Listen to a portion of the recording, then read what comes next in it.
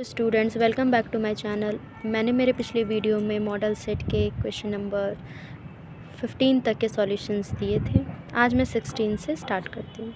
So the question number 16 is त्रिभुज A B C में A B is equal to 6√3 centimetre, A C is equal to 12 centimetre और B C is equal to 6 centimetre हो तो कोण B ज्ञात करें। बहुत लोगों को ये क्वेश्चन हार्ड लगती होगी, बट मैं बहुत इजीली एक्सप्लेन कर दूंगी, आप लोगों को बहुत अच्छे तरीके से समझ में आ जाएगा। तो हमें क्या दिया गया है, A B is equal to 6√3 centimetre, A C is equal to 12 centimetre और B C is equal to 6 centimetre.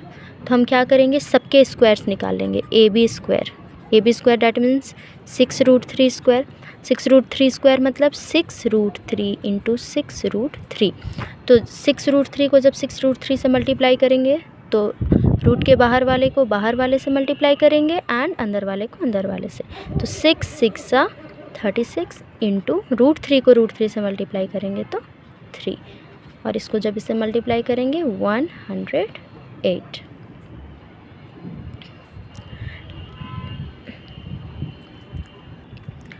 फिर आगे ए सी के स्क्वायर निकाल लेंगे। A C square is equal to same 12 into 12 144 and B C square is equal to 6 into 6 that means 36। तो हम जानते हैं कि पाइथागोरस थ्योरम में जो सबसे बड़ी भुजा होती है वो कर्ण होती है।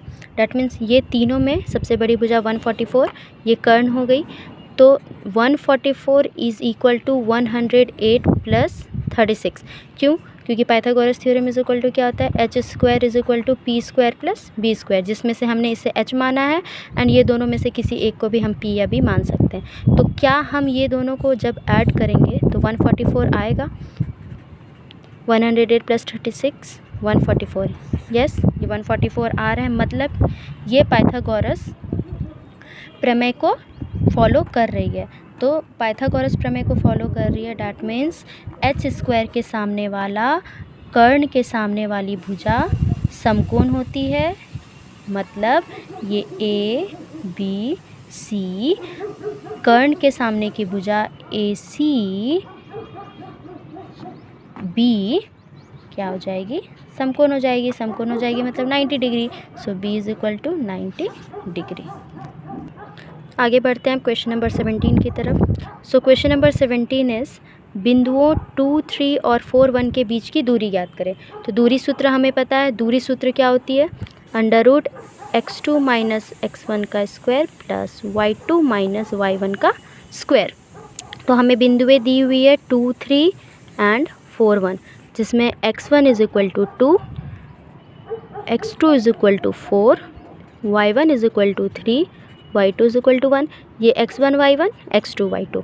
तो दूरी सूत्र का फॉर्मूला होता है under root x2 minus x1 square plus y2 minus y1 square, जिसमें से x2 4 माइनस 2 का square plus y2 is 1 minus 3 का स्क्वायर।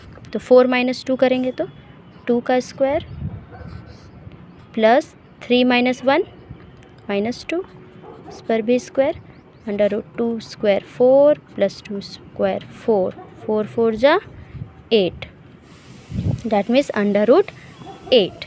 आप इसके रूट हटा सकते हैं। सो रूट हटाने के लिए हमें क्या करना होगा, इसका एलसीएम लेना होगा। सो 8 का एलसीएम लेंगे, 2 2 4 जा 8, 2 2 जा 4, 2 1 जा 2, क्या आ गया 2 इंटू 2 इंटू 2। तो इस 2 के पेयर लग गई। जिस 2 के पेयर लगती है वो रूट के बाहर रहते हैं और ये जो 2 बिना पेयर वाले हैं वो रूट के अंदर चले जाते हैं। तो इसका आंसर कितना हो जाएगा, 2√2। एंड नाउ आगे बढ़ते हैं क्वेश्चन नंबर 18 की तरफ।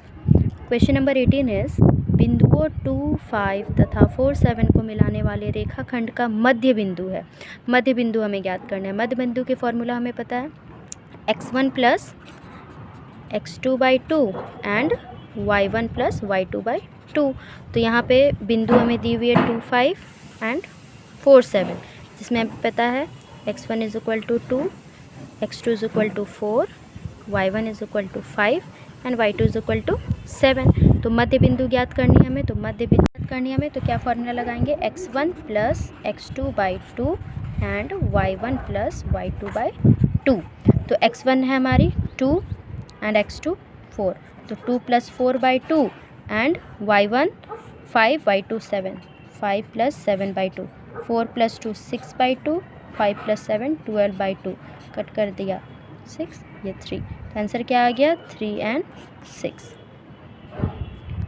सो द क्वेश्चन नंबर 19 इज, यदि A 0 0, B 5 0, C 0 6 हो तो त्रिभुज ABC का क्षेत्रफल ज्ञात कीजिए।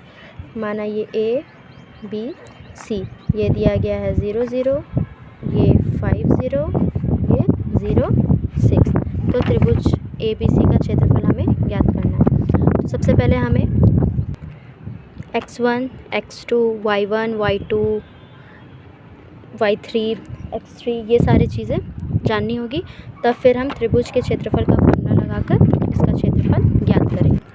सो हमें क्वेश्चन दिया गया है A 0 0, B 5 0, C 0 6, तो यहाँ से हम x1 x2 x3 y1 y2 y3 and फिर त्रिभुज का क्षेत्रफल ज्ञात करेंगे। x1 x2 x3 y1 y2 y3, तो इस क्वेश्चन में हम देख सकते हैं ये x1 y1 x2 y2 x3 y3, ठीक है। x1 0 y1 0, x2 5 y2 0, x3 0 y3 6। अब त्रिभुज के क्षेत्रफल का फॉर्मूला लगाएंगे। त्रिभुज का क्षेत्रफल is equal to 1/2 x1 into y2 minus y3 plus x2 y3 minus y1 plus x3 y1 minus y2। So x1 0 y2 0 minus y3 6 plus x2 5 y3 6 minus y1 0 plus x3 0 y1 0 minus y2 is 0। अब इसे solve करते हैं। 1/2 0 into 6 minus 1 0 minus 6 plus 5 into 6 minus 0 6 plus ये 0। Now ये मिल चुका था हमें, अब इसे सॉल्व करते हैं। सो 1/2 into 0 into minus 6 is 0 plus 6 5 ज़ा 30 प्लस 0। सो 1/2 इंटू 30 प्लस 0 30, से ये कैंसिल हो गया 15 time, so 15 is the answer. Now the question number 20 is, यदि sine A is equal to 3/5 हो तो tan A का मान होगा। tan A का मान याद करना है, तो हमें पता है sine A is equal to formula क्या होता है P/H, so is equal to 3/5, तो P is equal to 3 and H is equal to 5, P is equal to 3 H is equal to 5। तो अब हमें यहाँ से क्या करना होगा, B की वैल्यू निकालनी होगी। B is equal to √H² minus P², H इज 5 का स्क्वायर माइनस 3 का स्क्वायर, दैट मीन्स 5 का स्क्वायर 25 माइनस 3 का square 9 is equal to 25 minus 9 16। 16 किसकी स्क्वायर होती है 4 की, तो हमें B इज इक्वल टू मिल चुका है 4। हमें क्या निकालने को कहा गया था tan A, so tan A is equal to P/B, जिसमें से हमें P की वैल्यू दी हुई थी 3 और B अभी हमने निकाला 4, so tan A is equal to 3/4। Thank you students, I hope आपको मेरी वीडियो समझ में आई होगी। अगर इसके अलावा आपको कहीं पे परेशानी हो तो मुझे कमेंट करके ज़रूर बताएं, मैं आप लोगों की परेशानी दूर करूंगी। एंड प्लीज़ वीडियो अगर पसंद आई हो तो वीडियो को लाइक करें एंड चैनल को सब्सक्राइब करें। Thank you.